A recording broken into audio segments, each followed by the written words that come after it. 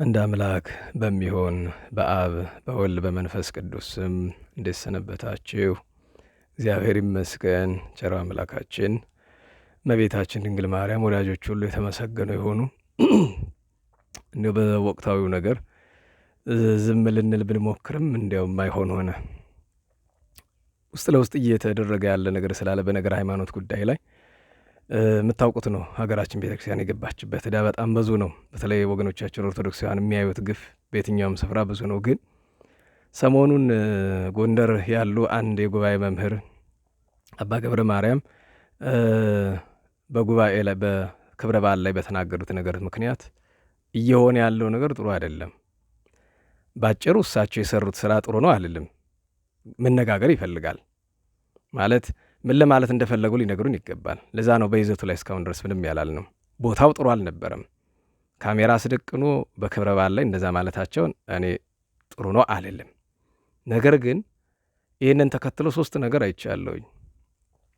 አንደኛ እሳቸውን ለማዋረድ አሰፍስፎ ሲጠብቅ የነበረ አካል ነበረ ማለት ነው። ማለት እኒህ አባት፣ እኒህ ሊቅ፣ እኒህ መምህር በእውቀት እንደማይታሙ በምንፍቅና እንደማይታሙ መቼም የታወቀ ነው። ይሄ እስካሁን ገጥሞና አያውቅም። አንድ ከተማ ውስጥ ነው የምንኖረው። ሊቅነታቸው ወዳጅም ጠላትም የመሰከረው ነው። አንደኛ። ሁለተኛ በእምነታቸውም የሚታሙ በንጽህና የሚታሙ አይደሉም። ማንም ክፍታፍ እየወጣ የሚናገራቸው ሰው አይደሉም። በመጀመሪያ ደረጃ ሰው ናቸው፣ ሊሳሳቱ ይችላሉ። ነገር ግን መንገድ አለው፣ የራሱ መንገድ አለው። ለሊቃውንት መልስ የሚሰጡ ሊቃውንት ናቸው እንጂ እንዳንተ አይነት እንዳንቺ አይነት ክፍታፍ አይደለም። የቤተ ክርስቲያን ትምህርት የታወቀው መጀመሪያ ይህንን ምን ለሊቃውንት አይደለም፣ በስርዓቱ መልስ የሰጡ ሊቃውንት አለ። ምክንያት በአደባባይ ለተነገረ ነገር መልስ የሚሰጥ በአደባባይ ነው። ነገር ግን በአደባባይ መልስ ለመስጠትም ያለባቸው ሊቃውንት ናቸው፣ ነገሩ የሚገባቸው። ጾታ ምን ማለት እንደሆነ እንኳ አስተካክሎ መተርጎም የማይችል ሰው እኮ ነው አደባባይ ወጥቶ ብዙ ነገር እየለፈለፈ ያለ። ስለዚህ ከእሳቸው ጋር ጥላቻ ያለበት ሰው ብዙ እንደነበረ አሁን ገባኝ። ሰው ናቸው፣ የማያስደስቱ ነገሮች አሏቸው። እኔም በግሌ ማለስማማባቸው ነገሮች አሉ። አንደኛው እሱን ያስተዋልኩት። ሁለተኛው ነገር ይችን አጋጣሚ ተጠቅማችሁ እንተዋወቃለን፣ ቀን እየጠበቅን ነው። የኢትዮጵያ ኦርቶዶክስ ተዋሕዶ ቤተ ክርስቲያን አስተምሮን መገልበጥ የሚፈልግ በጣም ብዙ ሰው አለ። በነገራችሁ ላይ ስም ዝርዝር ይዤ እመጣለሁ ከናስተምሯቸው አንድ ቀን። የምስራቁን ዓለም ምንፍቅና ወደ ኢትዮጵያ ለማስገባት የሚታትሩ አሉ የምትሏቸው እንደ ጣዖት የምታመልኳቸው ሰባኪዎች አሉ። አንዳንዶቹ ጉባኤ ቤት ያሉ ሰዎችም የነሱ ተባባሪ የሆኑ እያየው ነው።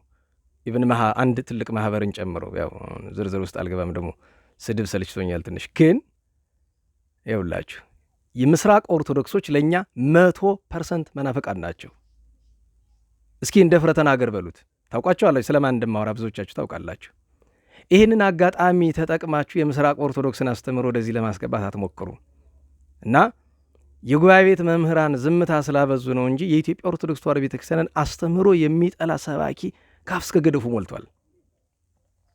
ከአፍ እስከ ገደፉ የቤተ ክርስቲያኗን ትርጓሜ የሚንቅ የሚያቃልል የማይቀበል። የኛ የኢትዮጵያ ኦርቶዶክስ ተዋሕዶ ቤተ ክርስቲያን ከማንም ተውሶ የሚያሻት አይደለችም። በዚህ ዘመን ድሮ የሚያስፈልገውን ከሚያስፈልግበት ስፍራ ከእውነተኞቹ ከቅዱሳን ሊቃውንት አመጣለች። ከምስራቁም ከመካከለኛው ምስራቅም አመጣለች።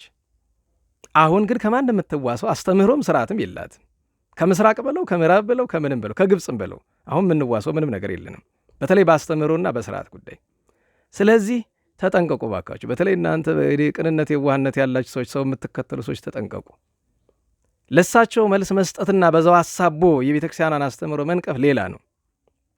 በጾታ ጉዳይ በጣም ብዙ ሀተታ ያለ። ጾታ ሲባል እናንተ እንደምታስቡት ወንድና ሴት ብቻ አይደለም። ለዛ ነው ሊቃውንት ይነጋገሩበት፣ ሊቃውንት ይነጋገሩበት። ከዛ በኋላ መፍትሄ የሚሰጡት ከሆነ ይሰጡታል። ሶስተኛውና የመጨረሻው ነገር ግን ግልጽ ያለ ምንፍቅና ሲነገር እየሰማው ነው። አንዳንዶቻችሁ ወጣችሁ ሰለስቱ ምዕትን ስትነቅፉ ሰማሁኝ። ሰለስቱ ምዕት ስለ ስሉስ ቅዱስ ስለ አካል የተናገሩትን ቅዱስ አትናስዮስ የተናገረውን በዚያው ሀሳባችሁ ሃይማኖተ አበው ስትነቅፉ ዘመነኛ ወጣት የጻፈውን አንዳንድ መጽሐፍ ጥቅስ አድርጋችሁ እየጠቀሳችሁ ነውር ነው። ተው። በእርግጥ አንዳንድ ባለፈው ተናግሬያለሁ። አለሙያችሁ አትግቡ፣ እንዲሁ አለችሎታችሁ አትግቡ። ለሃይማኖት መቅናት ጥሩ ነው፣ የማይገባችሁ ነገር ውስጥ አትግቡ። ለምን አንዳንዶቻችሁ የክፋት እንዳልሆነ አይቻለሁኝ። መስሏችሁ ነው። ስለ ጾታ ሲነገር ለእግዚአብሔር የሚነገሩ ነገሮች እንዴት እንደሆኑ በእውነቱ እሱ ለሊቃውን ተውላቸው። ትልቁ ስህተት እሳቸው ራሳቸው መምህሩ አባ ገብረ ማርያም አንደኛ አለቦታው፣ ሁለተኛ ማብራሪያ በተገቢ መንገድ ሳይሰጡበት አነሱት እና ተጋላጭ ሆነ፣ ለሁሉ ነገር ክፍት ሆነ እና ቢነጋገሩበት ጾታ ምንድን ነው? ስለ መላእክት ስንነጋገር እንዴት ነው? ስለ ነፍስ ስንነጋገር እንዴት ነው? ስለ ስሉስ ቅዱስ ስንነጋገር እንዴት ነው? ስለ ሰው ስንነጋገር እንዴት ነው? ስለ ግዑዛን ፍጥረቶች ስንነጋገር እንዴት ነው?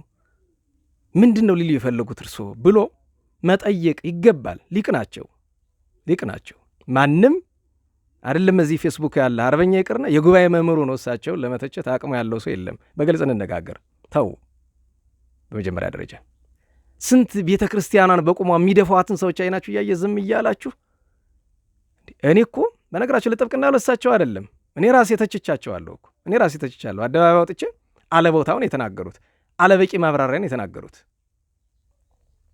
እና ስለዚህ ደግሞ የተማረ ሰው ደግሞ የሚታወቀው ምንድነው? ስህተት ካላቸው ሊቃውንት ጋር ተነጋግረው ስህተቱ ይታረማል። በዚህ አጋጣሚ ግን አንድ ጊዜ ሰለስቱ ምዕተን፣ አንድ ጊዜ ሃይማኖተ አበውን ተዉ፣ ስርዓት ያዙ። ተው። የቤተክርስቲያናችን መሰረት ነው ሃይማኖተ አበው። መጽሐፉ የእምነታችን መሰረት ነው እንድታውቁት። ከወንጌል ቀጥሎ የምንመካበት መጽሐፍ ሃይማኖተ አበው ነው እንድታውቁት። እና ስለዚህ ተጠንቀቁ፣ ጥንቃቄ አድርጉ። እንዲህ በማይገባችሁ ነገር እየገባችሁ አትፈትፍቱ። አይምሮና ሕሊና ካላችሁ ቤተ ክርስቲያንን እየፈተኗት ያለው የሚታዩ ነገሮችን ታገሏቸው። የነገር ሃይማኖት ጉዳይ ሲመጣ ደግሞ እናንተ ገብታችሁ ከምትፈተፈቱ ጩሁ ወደ ሊቃውንት። ደፈር ያሉ እውነተኛ ሊቃውንት አሉ አይደለም? እነሱን መልስ ስጡ እያላችሁ እነሱ ማስጨነቅ ነው እንጂ የማታውቀው ነገር ውስጥ ገብታ አዲስ ምንፍቅና ታመጡ። እግዚአብሔር አካል የለውም ጾታ የለውም ለማለት አካል የለውም ወደ ማለት እኮ ሄዳችሁ ወገኖቻችን። እና ተው፣ ግድ የለም ነውር ነው። ይህንን ማሳሰቢያ ልስጥ ብዬ ነው። ቀሪውን በጊዜ ሂደት እናየዋለን። ግን ይህንን የምስራቅ ኦርቶዶክስ አስተምሮና አንዳንድ ምንፍቅና ወደ ቤተ ክርስቲያናችን ለማስገባት የሚሞክሩ ሰዎችን ግን መጽሐፍ እውቅወሙ ይላል፣ እወቁባቸው፣ እናስተውል ለማለት ነው። ለእግዚአብሔር ለመድኃኔዓለም ለአምላካችን ክብር ምስጋና ይሁን። በሰላም ያውለን።